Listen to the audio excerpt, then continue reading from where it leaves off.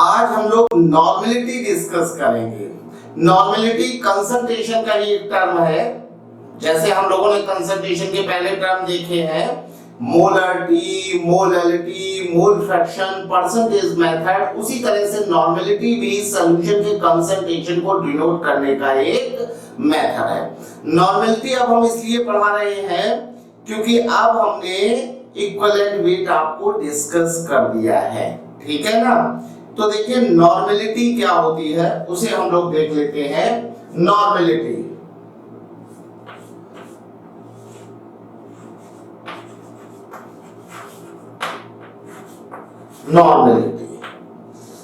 Normality को हम लोग कैपिटल एन से डिनोट करते हैं।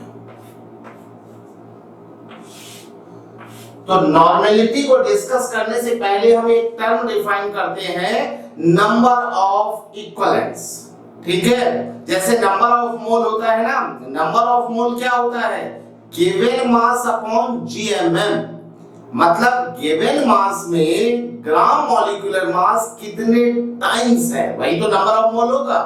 और यहां नंबर ऑफ इक्विवेलेंट्स में क्या होगा कि आपका गिवन मास में इक्विवेलेंट वेट कितने टाइम्स शामिल है, ठीक है ना। तो हम लोग पहले डिस्कस कर लेते हैं number of equivalents. Number of equivalents,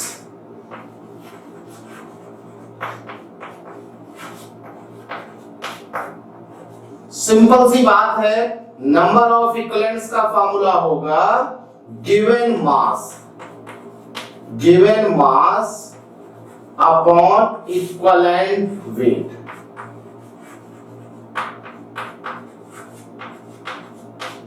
equivalent weight, ठीक है।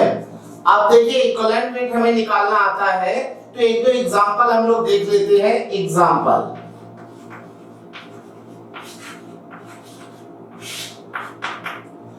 Find number of equivalents, number of equivalents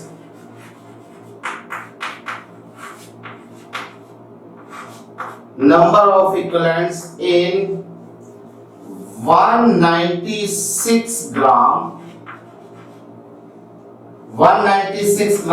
H2SO4, ठीक है। तो यहां पर 196 ग्राम H2SO4 है और हमें पता है कि इक्विवेलेंट वेट ऑफ H2SO4 क्या होगा, उसका GMM अपॉन एन फैक्टर, ये होगा एन फैक्टर, ठीक है। जीएमएम होगा 98, एन फैक्टर क्या होता है, किसी भी एसिड का एन फैक्टर उस एसिड में जितने H प्लस आयन होते हैं। यहां पर H प्लस आयन 2 है, 49, ये हमारा हो गया 49 ग्राम, जो हो गया इक्विवेलेंट वेट हो गया। अभी number of equivalents, number of equivalents,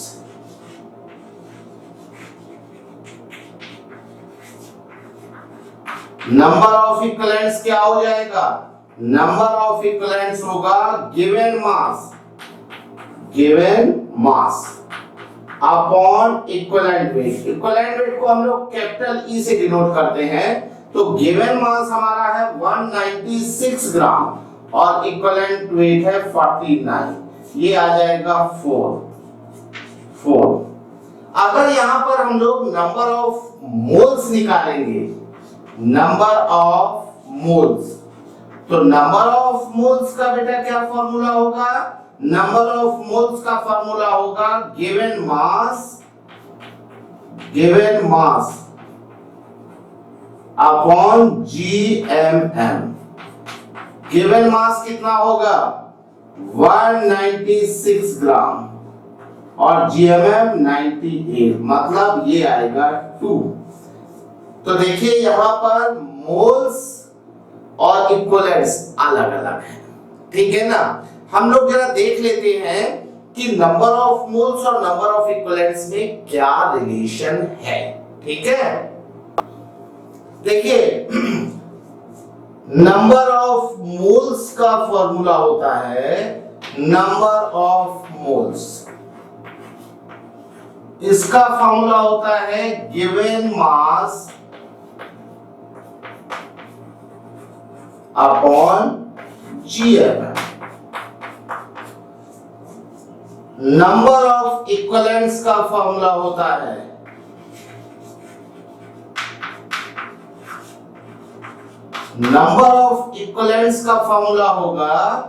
given mass upon equivalent wait. और इक्विवेलेंट वेट का क्या फॉर्मूला होगा? GMM upon n factor. तो यहां पर हो जाएगा गिवन मास और इक्विवेलेंट वेट का formula GMM upon n factor. n factor आप लोग जानते हैं, ये n फैक्टर ऊपर आ जाएगा। तो फॉर्मूला क्या हो जाएगा भाई? Given mass upon GMM into n factor. ये है number of equivalents. Number of equivalents को हम लोग शॉर्ट में इक्विवेलेंट्स भी लिख देते हैं,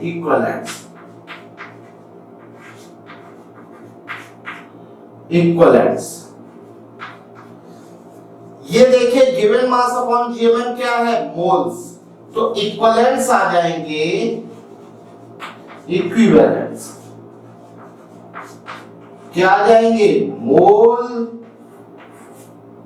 इनटू n फैक्टर। ये रिलेशन आपको याद रखना है। जब कभी मोल गिवन होंगे तब आप इक्विवेलेंट्स इस फॉर्मूले से कैलकुलेट करेंगे, ठीक है ना? अब देखिए ये इक्विवेलेंट और इससे छोटी यूनिट है मिली इक्विवेलेंट। तो मिली इक्विवेलेंट क्या होता है? Milli equivalent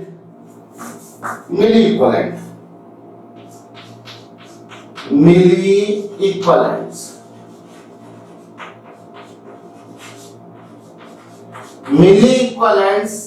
is equal to equivalents into 1000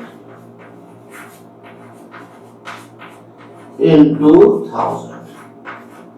ये उसी तरह से है जैसे मीटर से अगर आपको मिलीमीटर निकालना है तो मिलीमीटर क्या होगा? Metre into 1000। मिली में जो कन्वर्जन फैक्टर होता है वो होता है 1000, ठीक है? तो ये आपको नंबर ऑफ इक्विवेलेंट समझ में आया। अब हम लोग नॉर्मेलिटी की बात कर लेते हैं। देखिए नॉर्मेलिटी क्या होती है? Number of equivalents of solute, number of equivalents of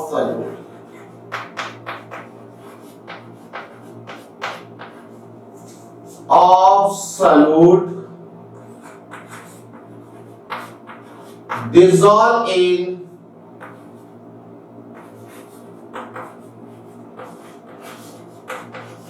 in 1 liter solution, 1 liter solution,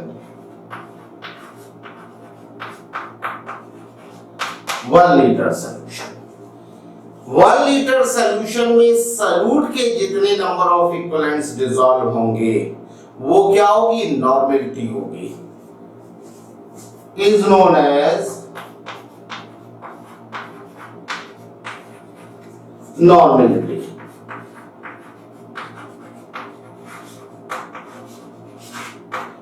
और इसको हम लोग कैपिटल N से डिनोट करते हैं।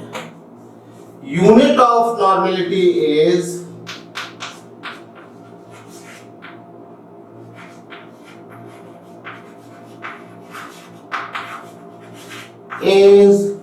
Normal, normal. और इसको भी हम लोग कैपिटल N से डिनोट करते हैं। यूनिट ऑफ नॉर्मेलिटी क्या होगा? नॉर्मल, नॉर्मल, ठीक है ना? इसको भी कैपिटल N से, यूनिट को भी कैपिटल N से डिनोट करेंगे और नॉर्मेलिटी को भी कैपिटल N से डिनोट करते हैं, ठीक है? या फिर इसको हम लोग इक्विवेलेंट्स पर लीटर भी लिख लेते हैं। इसको इक्विवेलेंट्स पर लीटर,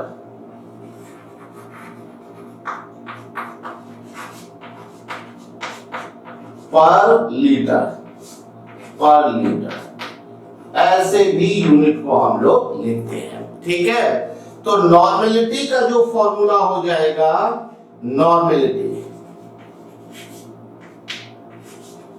नॉर्मेलिटी का फॉर्मूला होगा number of equivalents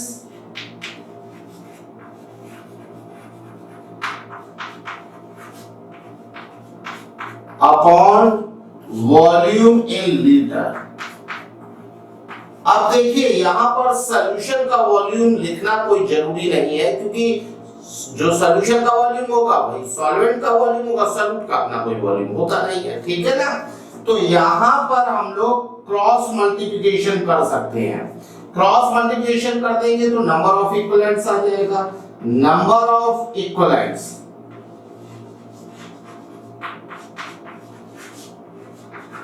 number of equivalents क्या हो जाएगा, normality into volume in litre.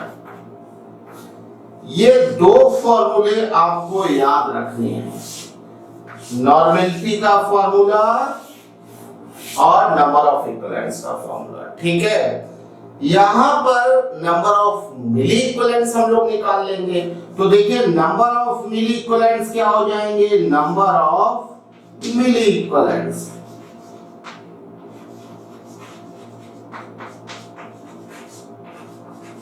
Number of milliequivalents क्या होगा, इक्विवेलेंट इनटू 1000, यही तो होगा, इक्विवेलेंट इनटू 1000। अब इक्विवेलेंट्स हमारा normality into volume in litre है, तो ये हो जाएगा normality into volume in litre और इनटू 1000। अब देखिए volume in litre into 1000, litre में वॉल्यूम गिवन हो और 1000 से मल्टीप्लाई कर दो तो क्या हो जाता है, वॉल्यूम इन मिलीलीटर। तो जो मिली इक्विवेलेंट्स होंगे, मिली इक्विवेलेंट को इस तरह से लिखते हैं, मिली इक्विवेलेंट। ठीक है ना, मतलब मिली के लिए हम लोग एम यूज करते हैं। मिली इक्विवेलेंट क्या हो जाएगा, नॉर्मेलिटी इनटू वॉल्यूम इन एमएल। ये हमारा मिली इक्विवेलेंट का फॉर्मूला हो गया। ठीक है, अगर आप चाहें तो नॉर्मेलिटी के फॉर्मूले में नंबर ऑफ इक्विवेलेंट का फॉर्मूला लिख के उसे सिंपलीफाई कर सकते हैं। तो देखिए नॉर्मेलिटी इज इक्वल टू क्या हो जाएगा, यहां पर नंबर ऑफ इक्विवेलेंट्स क्या होगा, वेट अपॉन इक्विवेलेंट वेट। तो वेट ऑफ सॉल्यूट, ये सॉल्यूट का वेट है किसमें, ग्राम में, और upon equivalent weight into volume in litre. ये हमारा एक नॉर्मेलिटी का फॉर्मूला हो गया। लेकिन अगर वॉल्यूम एमएल में गिवन होगा तो क्या होगा, यहां 1000 से डिवाइड करना पड़ेगा। तो नॉर्मेलिटी इज इक्वल टू हो जाएगा वेट ऑफ सॉल्यूट, सॉल्यूट का वेट हमेशा ग्राम में रहेगा, upon equivalent weight into volume इन एमएल, और 1000 से हम लोग मल्टीप्लाई कर देंगे। ठीक है, अब हम लोग इन फॉर्मूलों को यूज करते हुए कुछ एग्जांपल्स देखेंगे। एग्जांपल देखिए, example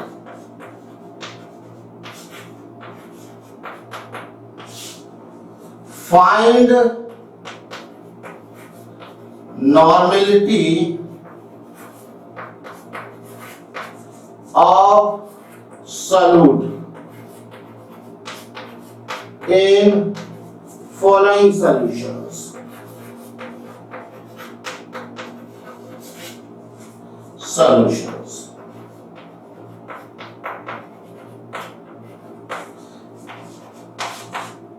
$30 gram NaOH dissolve in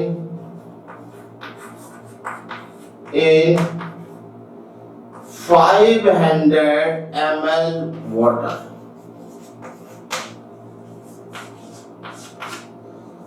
$49 gram H2SO4 dissolve in 2.5 litre water. तो देखिए ए पार्ट में क्या है, 30 ग्राम NaOH को 500 ml वाटर में डिसॉल्व किया है। तो हम लोग ml वाला फॉर्मूला लगाएंगे। नॉर्मेलिटी का फॉर्मूला क्या होता है, normality is equal to weight of NaOH upon equivalent weight of NaOH into volume in ml। जब ml में वॉल्यूम होता है तो हम लोग 1000 से मल्टीप्लाई करते हैं, ठीक है। तो वेट ऑफ NaOH 30 ग्राम है और इक्विवेलेंट वेट क्या होता है, GMM upon n factor. Base का n फैक्टर होता है जितने number of OH minus ion होते हैं।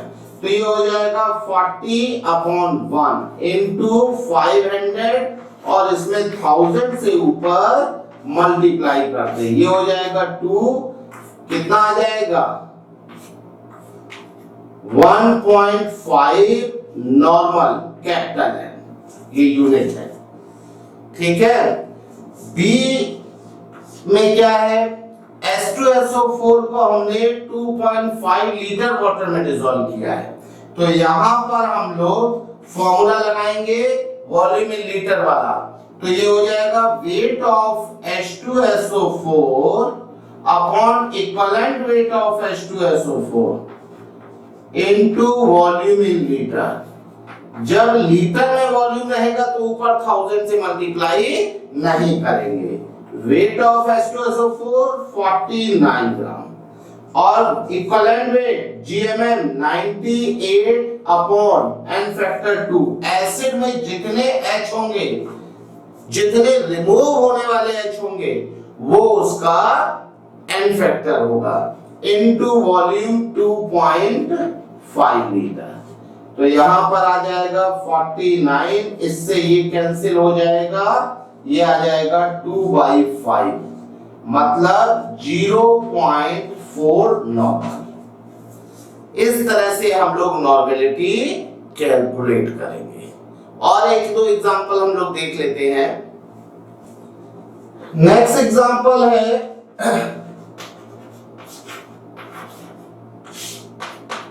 Find number of equivalents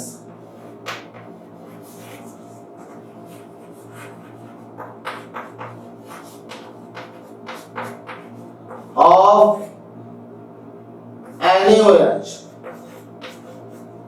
in a part 200 ml 0.5 normal solution, NaOH solution।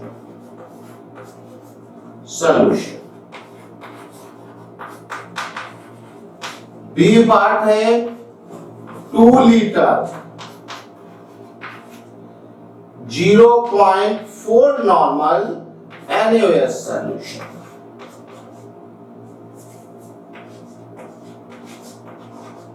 तो हम लोग ए पार्ट में देखेंगे। ए पार्ट हमें निकालना है number of equivalents. Number of equivalents का फॉर्मूला क्या था, equivalents is equal to normality into volume in litre. ध्यान रहे यहां वॉल्यूम लीटर में होना चाहिए। नॉर्मेलिटी 0.5 है और ये वॉल्यूम ml में गिवन है। ml के वॉल्यूम को अगर हम लीटर में कन्वर्ट करेंगे तो 1000 से डिवाइड करेंगे। 200 अपॉन 1000 कितना हो जाएगा 0.5 इंटू 0.2 मतलब 0.1। इक्विवेलेंस की कोई यूनिट नहीं होती है। इक्विवेलेंस तो एक नंबर है, नंबर ऑफ इक्विवेलेंट। नंबर की कोई यूनिट नहीं होती, यूनिटलेस होता है, ठीक है। तो बी पार्ट में हम लोग क्या करेंगे, इसमें लीटर में वॉल्यूम दिया है तो इक्विवेलेंस आ जाएगा, equivalence is equal to normality into volume in litre. यहां पर नॉर्मेलिटी कितनी है 0.4 और वॉल्यूम 2 लीटर 0.8 इक्विवेलेंट्स। इस तरह से हम लोग नंबर ऑफ इक्विवेलेंट्स निकालेंगे। ठीक है, अब जरा हम लोग देख लेते हैं relation between normality and molarity. Relation between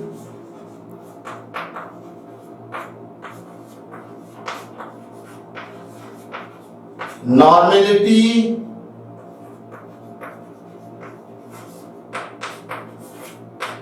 capital N and molarity.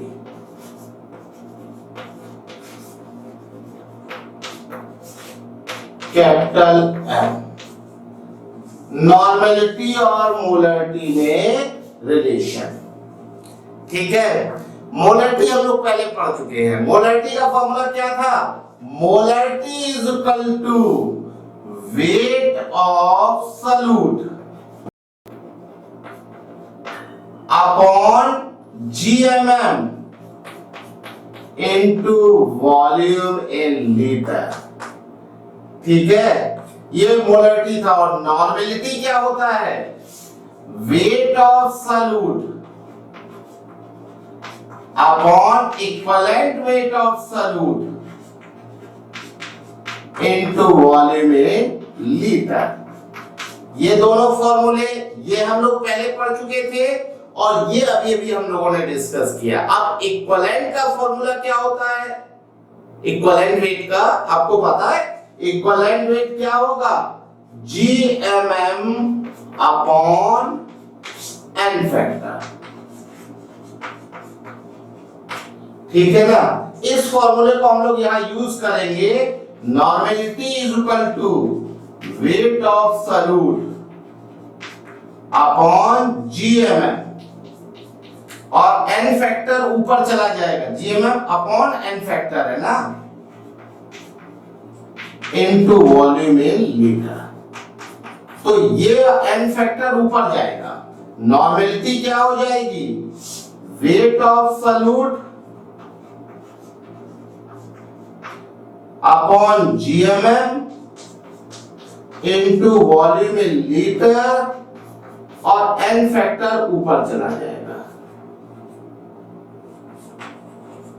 तो ये चीज देखिए क्या है, ये चीज है मोलरिटी। तो नॉर्मेलिटी हो जाएगा मोलरिटी इनटू N फैक्टर। ये हमारा नॉर्मेलिटी और मोलरिटी में रिलेशन है। तो देखिए हम लोगों ने देखा था इक्विवेलेंट्स। इक्विवेलेंट्स क्या थे, मोल इनटू N फैक्टर। एक ये रिलेशन हम लोगों ने देखा है और एक normality is equal to molarity into N factor. ये दोनों रिलेशन बहुत इंपॉर्टेंट है। इक्विवेलेंस क्या होता है, मोल इनटू N फैक्टर और नॉर्मेलिटी होती है मोलरिटी इनटू N फैक्टर। ये दोनों रिलेशन क्वेश्चन करने में बहुत यूजफुल होंगे, इसलिए आपको याद रखना है। ठीक है, इससे रिलेटेड हम लोग एक एग्जांपल देख लेते हैं। Example,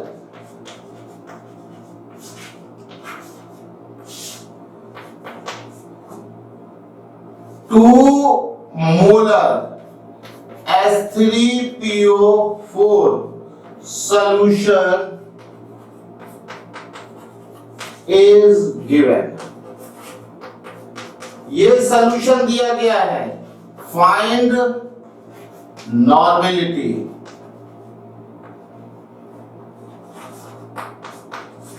of H3PO4। H3PO4 की आपको नॉर्मेलिटी बतानी है। तो हमें पता है मोलरिटी गिवन है और नॉर्मेलिटी बतानी है। रिलेशन क्या होता है, normality is equal to molarity into N factor. ठीक है, यहां पर normality is equal to molarity. Molarity क्या है 2, N फैक्टर कितना होगा 3। 6 नॉर्मल। इस तरह से हम लोग कैलकुलेट करेंगे। ठीक है, अगर मान लीजिए कोई ऑक्सीडेंट या रिडक्टेंट दिया है, जैसे मान लीजिए KMnO4 और FeC2O4 एसिडिक मीडियम में रिएक्शन कर रहे हैं और ये चेंज हो रहा है Fe+3CO2 Mn+2 और वाटर। आपसे कह दिया गया इस सॉल्यूशन की नॉर्मेलिटी 1 मोलरिटी दे दिया, 1.5 मोलर है और इसकी 2 मोलर है। आपको बताना है नॉर्मेलिटी, किसकी नॉर्मेलिटी? KMnO4 की। तो ये क्या हो जाएगा? Molarity into n factor. अब n फैक्टर इस केस में हम लोग कैसे निकालेंगे? n फैक्टर मैंने बताया था, ऑक्सीडेंट और रिडक्टेंट का जो n फैक्टर होता है वो change in oxidation number in one molecule. यहां पर देखिए +7 ऑक्सीडेशन स्टेट है और यहां पर +2, कितने का चेंज हो रहा है? 5 का। तो यहां पर 1.5 into 5 कितना आ जाएगा? 7.5 नॉर्मल।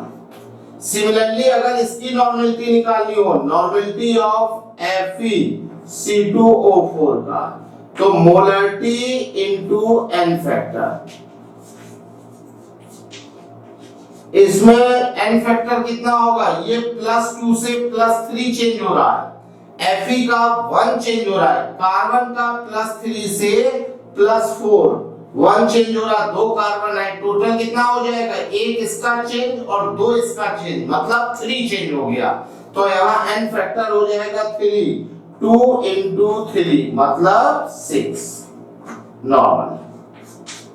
इस तरह से हम मोलरिटी से नॉर्मेलिटी कैलकुलेट कर सकते हैं। आज के लेक्चर में भी यहीं तक रहेगा। अगले लेक्चर में हम लॉ ऑफ केमिकल इक्विवेलेंस देखेंगे। ओके, थैंक यू बेटा।